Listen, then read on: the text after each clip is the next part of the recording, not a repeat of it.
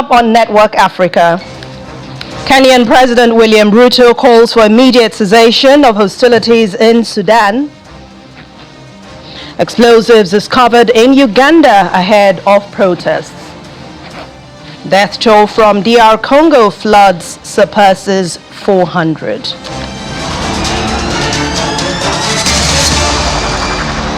Hello and welcome to the program. I'm Anne Nwawadu. Plumes of smoke rose over various locations in Khartoum as fighting continued in the Sudanese capital.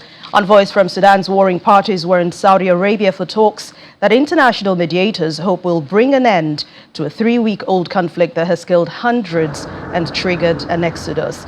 The US-Saudi initiative is the first serious attempt to end fighting between the army and the RSF that has turned parts of Sudanese capital Khartoum into war zones and even derailed an internationally backed plan to usher in civilian rule following years of unrest and uprisings. Sudan's health ministry said at least 551 people have been killed and more than 5,000 injured since the fighting began. Meanwhile, the Arab League held an emergency meeting in Cairo, the third of its kind in 3 weeks, to discuss the ongoing military clashes in Sudan. Sudan has been suffering deadly armed clashes between the Sudanese armed forces and the paramilitary in the capital city and other areas since April the 15th this year, with the two sides accusing each other of initiating the conflict. But shortly after the outbreak of the conflict, they all held two emergency meetings on April the 16th and the 30th to discuss the situation in Sudan. Two diplomats from the Arab world gathered in the Egyptian capital once again, trying to see how they can cooperate to help the Sudanese talks succeed so as to ensure that Sudan is not dragged into a long armed conflict. Now is to find a real solution and to stop the bloodshed, to protect the livelihoods of people in Sudan, especially that this country is relying on the humanitarian aid. The consequences have exacerbated. It's not about to call like the RSF a militia or not. The top priority now for the Arab League is to find a way out of the current situation. Kenyan President William Ruto has called for the immediate cessation of hostilities in Sudan, where fighting has continued to rage in the capital, Khartoum. Following a meeting in Nairobi, Kenya, with German Chancellor Olaf Scholz, Mr. Ruto said the two discussed the conflict and its spillover effects in the region. We also had an opportunity to discuss regional peace and security and shared our concerns regarding the unfortunate events in Sudan and their spillover effects to the region. We agreed on the immediate need for unconditional cessation of hostilities and humanitarian aid access and protection of civilians. We underscored the need for the international community to support Kenya, IGAD, and the African Union in the ongoing efforts to resolve that conflict. I urged Chancellor Scholz to use his voice and Germany's influence in various platforms, including the EU, the G7, G20, and the UN, to focus global attention on the forgotten conflicts in Africa in general and especially in the Horn of Africa. His Excellency and the Chancellor will now retreat and proceed for lunch. Kindly remain seated.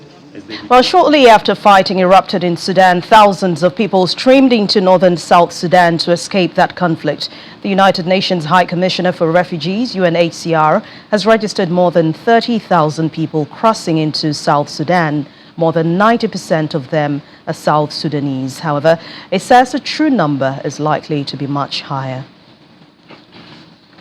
Since the conflict broke out, we have registered over 25,000 people who have crossed, but the numbers are likely much higher because we cannot register everyone, and many people are also crossing via informal border points. South Sudan is one of UNHCR's most underfunded crises already, and we are now mobilizing to support this new influx of individuals. So we're of course very concerned about that. This humanitarian situation, as I said, is severely underfunded already. And we urge the international community to not forget about South Sudan. And the Secretary General for Humanitarian Affairs and Emergency Relief Coordinator, Martin Griffiths, is calling for clear, definitive agreements and commitments in writing to protect the movement of humanitarian supplies and humanitarian workers, as well as to stop the looting in Sudan. Mr. Griffiths traveled to Sudan to reaffirm the United Nations commitment to Sudanese people, meet with members of the humanitarian community, and seek commitments from the parties to protect humanitarian assets. I'm here in Port Sudan. I came here today to demonstrate by this visit the solidarity that the United Nations holds very dearly with the people of Sudan, especially in these extraordinarily difficult times. My responsibility is with regard to the humanitarian operation. And so today I've had meetings and discussions with the heads of humanitarian agencies in the UN system, with international NGOs, and perhaps more importantly and most importantly, with the representatives of Sudanese NGOs and Sudanese civil society. And the reason I wanted to meet them was to understand from them what do they need from others to allow them to do the job they do best, which is providing support and assistance for the protection of the Sudanese people. And there are two things they all said to me are necessary. In the meantime, the United Arab Emirates UAE plane carrying tons of urgent medical supplies landed in Port Sudan. The aircraft, which was sent in coordination with the World Health Organization, is one of the first to be sent to Sudan with medical supplies by the UN since the conflict began. Officials on ground say the next challenge will be ensuring the aid reaches the right people. As we already have these supplies at Port Sudan. Now the challenge is how to get these supplies to where they are needed, at the health facilities to save lives of the injured patients, and that's what we are doing actually. Some of the states we can reach without much challenges, but others it's very challenging, and we are exploring all the actors on the ground, Red Crescent and others, NGOs, volunteers, to reach to those. In addition, of course, with the Ministry of Health, federal and state ministries of health, to reach the health facilities that they can reach. Need to do at the same time, both at higher level, from the highest possible level, put pressure on the fighting parties, but the most important to me now operationally is to do with the local, at the local level, to really get access. العربية وبالذات إخوة العرب نحن نأمن عليهم أكتر حاجة إنه يعطونا النواقص بتاعتنا اللي عددناها أدوية الطوارئ والمحاليل، مدخرات تغسيل الكلى، أكياس الدم ومحاليل بنك الدم، وأدوية الطوارئ، وأدوية العلاج المستديم للناس اللي يستعملون العلاج المستديم لكي لا تحصل كارثة.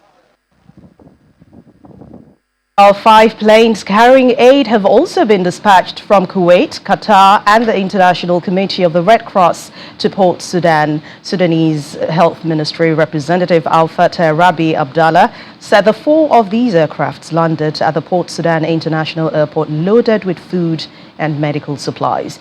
The aid is coming with a worsening humanitarian situation in Sudan's capital, Khartoum, after 3 weeks of fighting between the Sudanese armed forces and the Rapid Support Forces.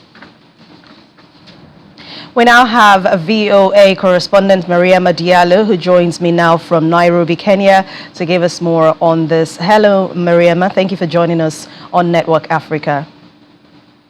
Well, hello, and thank you for having me. All right, so give us an update or bring us up to speed on the current situation on ground. We've seen supply aids coming and different things, but what is happening at the moment? Well, I think basically on the side of the fighting, I think fighting has not stopped. We've spoken to our sources there who continue to tell us that basically, you know, the ceasefire is a ceasefire in words, but it hasn't stopped. I think fighting has been seen mostly around the presidential palace, If you remember this, I think the Rapid Support Forces have taken over the presidential palace, and then the Sudanese army has been trying to basically get it back. So, and it's not just around there; it's around other areas as well. And I think the situation right now, most people are holding hope that basically the talks in Jeddah that are taking place, that have been taking place over the weekend throughout today, that it will actually bear fruit, even if we know, and if a lot of people, and coming from the representatives of the two generals have talked about the fact that they're not there to basically have a ceasefire, basically stop the war. They're there to basically agree on maybe allowing humanitarian corridors so that aid agencies and other people can get in and try to help out, to help the people that are in need. So I think a lot of hope. Some people don't think anything will come out of it, given the lack of trust that these two generals and their people have shown since the war started on April 15. But other people hope that something will come out of it, something positive, that basically, maybe a ceasefire can take place, something that they haven't been able to do since the war started. The Arab League held an emergency meeting in Cairo just to discuss the ongoing fighting. How did the talks pan out? I think over the weekend when they met, they came up with something that they called maybe some kind of a liaison, I think a liaison committee, where they hope to have countries such as Saudi Arabia, such as Egypt, and other Arab League countries basically work on their side as well to try to broker truce, to broker a ceasefire. I think something that basically everybody has been trying, and I just wonder how many of these meetings have to take place. I know I have to definitely, I respect the diplomatic work behind the scenes, that all the effort that every country is making. But at this point, how much longer are they going to have these meetings before they have to come up with another plan? Because it doesn't look like it's working. But Kenyan President William Ruto also called for immediate cessation of these hostilities. Other countries have also done the same. They have called an end to the fighting, but both warring sides have turned deaf ears. What do you make of this, and what will happen if negotiations do not take place? Well, I think it's the question. It's a $1 million question that we all are wondering. A great question. But at this point, I think it might be time for these countries to basically think about maybe like a plan B, because from the time it started, everybody has tried. The UN was, I think, the first one to try to broker a ceasefire. That didn't last for maybe a few hours. We've seen the 72-hour ceasefires that also didn't last, or that didn't hold. You've had the Arab League, you had the African Union, Kenya, as you talked about with President Ruto, along with South Sudanese president and also the president from Djibouti. They were chosen from the IGAD group to talk to these generals. And I think the South Sudanese president has actually been, doing a lot of work behind the scenes trying to talk to these generals, but nothing just really seems to work. I think the mistrust between these two generals, it shows, because I'm pretty sure that every one of them thinks when they stop, when they respect the ceasefire, the other person is going to take advantage. So I think at this point, it might be time to think about a plan B, maybe a military intervention or something like that. That might be just going too far up, but I think it's time to think about a plan B. At least, maybe we can wait and see what comes out of Jeddah, but at this point, I'm not sure. All right, thank you very much. VOA correspondent Maria Madialo from Kenya, thank you so much for your time and contribution on the program. Thank you for having me. And still ahead on the program, Mali's record-breaking nonuplets celebrate their second birthday. We'll be bringing you the details and this in just a moment. Welcome back. It's still Network Africa on Channels Television. Let's head to Uganda now, where security forces say they have discovered explosives intended for use during planned anti-government protests in the capital, Kampala. An activist group, Uganda Freedom Activist, has called for a nationwide protest against corruption and economic hardships in the country. Defense spokesperson Brick Felix Kulagie said the explosives were found in Nambweru on the road of Kazo in central Wakiso district in the area. The army said that 4 people were arrested for alleged possession of improvised explosive devices, and police is warning that activists against organizing the protest, terming them unlawful. The death toll following flooding and landslides in the Democratic Republic of Congo this week has risen to at least 400. According to Theo Ngwabije Kasi, who's the governor of South Kivu province in the east of the Central African country, he says at least 176 people were reported dead and many more missing as humanitarian workers discovered scores of bodies. A further 205 people were seriously injured in the flooding caused when rivers burst their banks following heavy rains, while 167 people are still missing. DRC President Felix Tshisekedi declared a day of national mourning as the team of ministers is set to travel to that region to coordinate humanitarian aid and disaster management.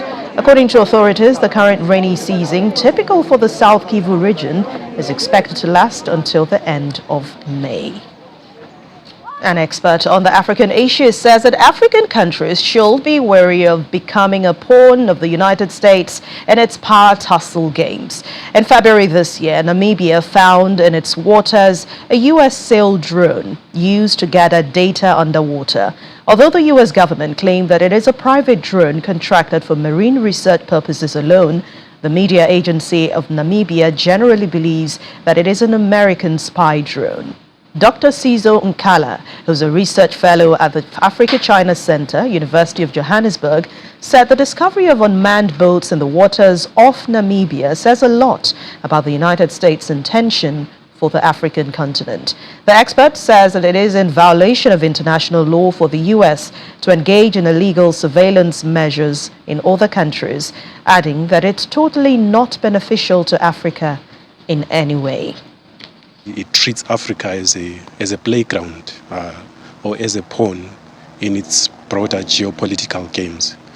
So when the US interacts with Africa, it does not interact with Africa on the basis of African needs and priorities. It interacts with Africa on the basis of its own geopolitical priorities, which have to do with its desire for global hegemony and global domination. I think Africa African countries are sovereign entities. They are independent entities who have the right to exist as a state. So having people gathering data on their territories secretly, it undermines that independence. Farmers in South Africa are currently struggling to grow crops and vegetables owing to the recent weather patterns, but they are now blaming climate change for the smaller yields. Animal farmers are also complaining about this. According to the United Nations report for 2021, climate change is affecting every continent and ocean on the planet. It is also likely to get worse in the coming years. A South Africa correspondent, Innocent Samosa, visited some farms in the Hammanskraal area near Pretoria and now reports. In South Africa, tomato is king. Tomatoes are used in stews to complement a dish. They are also popular in the world. Every year, South Africa exports around 231 million kilograms of tomatoes. Due to the effects of climate change, local farmers are worried. Rains start late. Mama Bolo has been farming in this area for the past 5 years and has first-hand experience with the impact of climate change on his farm.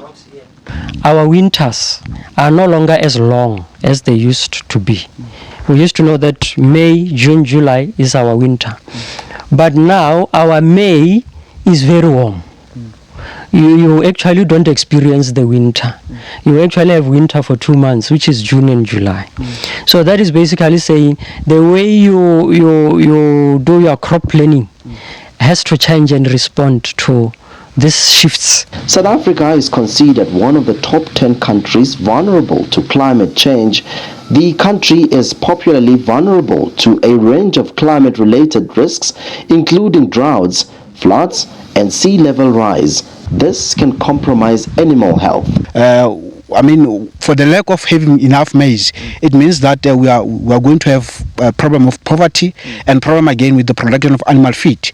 And if we don't have enough animal feed, it means that a farmer who had perhaps, I can give an example, with 20 cows or 20 cattle, now has to reduce the number in terms of, can be 10 or 5, because of less amount of feed being available. Well, in a quest to address climate change, South Africa has set a target to reduce emissions by 42% by 2025, but it would seem like implementation has been hampered by slow political will and, of course, inadequate policy implementation from government. We also agree with the Secretary General of the United Nations, Antonio Guterres, that we can no longer afford any further delays in mitigating the effect of climate change. African countries are losing between 3 to 5% of their GDP. One type of thing that can help. Experts say modern farming can help fight the effects of climate change. So being up to date with what is expected to happen during the next week, during the next month, or during the growing season, or the summer or winter that's coming. So being able to know from this available sources what is going to happen. And then obviously it's very important that those sources provide useful information. So useful information that the farmer will be able to use. However, some of these techniques can be costly, especially for small-scale farmers. Meanwhile, for farmers like Mama Bolo, the journey continues. From Pretoria, South Africa, Innocent Samosa, Channel Television News. And finally on the program, the world's only nonuplets, that's 2 years ago, broke the Guinness record, celebrated their birthday for the first time at home in Mali. Relatives, friends, and even the pediatrician of these nonuplets attended that birthday celebration. Their mother, Halima Sise, said the children chose Miraculous as the theme of their second birthday because it's their favorite. A poster featuring a picture of the cartoon Miraculous and the name of the children welcomed guests to the party inside the family's house, as well as decorative little boxes with their pictures of different characters. The parents of the nonuplets received aid from their families, from the Malian government, and of course from an NGO to provide food, education, and general care for the kids. A right choice of theme, because that is a miracle. But that's how we end Network Africa for today. Thank you so much for watching. I'm Anne Nwawadu. Have a lovely week.